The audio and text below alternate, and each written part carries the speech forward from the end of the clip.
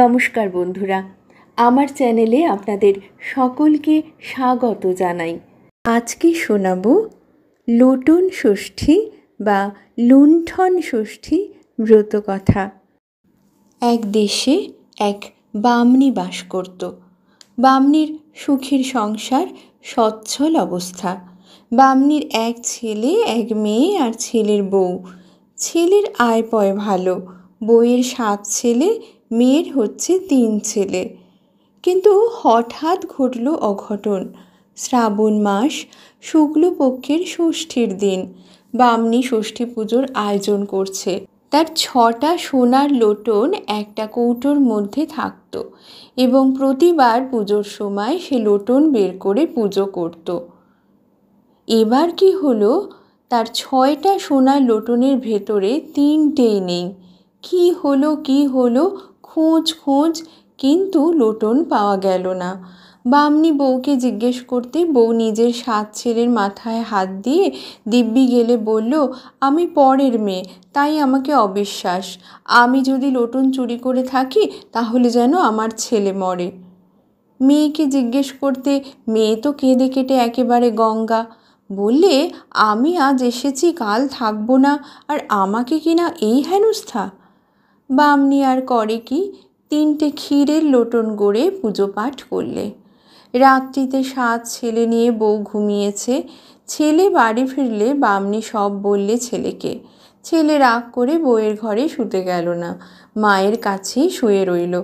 পরদিন উঠে দেখে কি, তার 7 ছেলে মরে পড়ে আছে। বামনীর মেয়ের তখন সে কি তম্বি, গলা চড়িয়ে বলল, দেখলে তো কেমন হাতে হাতে ফল। আবার ছেলের মাথার দিব্যি গেলে বলে কিনা চুরি করেনি। এমন বউকে ঝাঁটা মেরে বিদেয় করে দাও। বউ অঝোর ধারায় কাঁদতে লাগলো। সে লজ্জায় ঘর থেকে বের হতে পারছে না। দিনভর সে ঘরে খিল এঁটে পড়ে রইল আর হাপুস নয়নে কাঁদতে লাগলো। কাঁদতে একসময় ঘুমিয়ে পড়ল। তার দুঃখ দেখে মা ষষ্ঠীর দয়া হলো। তিনি স্বপ্নে তাকে দেখা দিয়ে বললেন, ছেলেদের মাথায় হাত দিয়ে কেন দিব্যি গাল্লি পোড়ার মুখী? ও বলল, আমি চুরি করিনি, তাই করেছি, জানি ওতে কিছু হবে না। মা ষষ্ঠী বললেন, তাহলেও ছেলের মাথায় হাত দিয়ে দিব্যি গালতে নেই। এই বলে মা ষষ্ঠী মরা ছেলেদের ওপর বাঁশপাতার জল ছিটিয়ে দিলেন, আর অমনি ছেলেরা বেঁচে উঠল। মা ষষ্ঠী সেই বাঁশপাতার জল রেখে চলে গেলেন। বউ তখন উঠে ছেলেদের নিয়ে বেরিয়ে এলো। পরদিন ভোরবেলা আর এক কাণ্ড দেখা গেল। মেয়ের ঘরেও মেয়ের 3 ছেলেই মরে পড়ে আছে, আর মেয়ে কান্না জুড়ে দিয়েছে।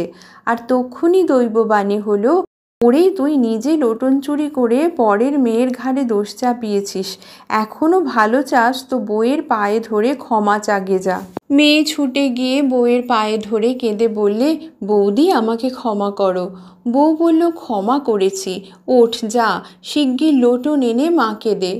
মেয়ে লোটন এনে মাকে দিল, আর বউ মা ষষ্ঠীর দেওয়া বাঁশপাতার জল মেয়ের মরা ছেলেদের গায়ে ছিটিয়ে দিতেই ছেলেরা বেঁচে উঠল। তারপর থেকে বউয়ের সুখ্যাতিতে দেশ ভরে গেল। সেই থেকে সারা দেশে শ্রাবণ মাসে লোটন ষষ্ঠী ব্রতের প্রচলন হলো। লোটন চুরি থেকে এই ষষ্ঠীর উৎপত্তি বলে এর অপর নাম লুণ্ঠন ষষ্ঠী। ব্রতের নিয়ম: শ্রাবণ মাসে শুক্লপক্ষের ষষ্ঠী তিথিতে মায়েরা ছেলে মেয়ের মঙ্গল কামনায় পুরোহিত দিয়ে এই ব্রত করে থাকে। ব্রতের দিন আহার নিষিদ্ধ। ব্রত অন্তে দিনের বেলা লুচি, পরোটা, তরি তরকারি, মিষ্টান্ন এবং রাত্রে ফল, মিষ্টি, ডাব আহার করা যেতে পারে।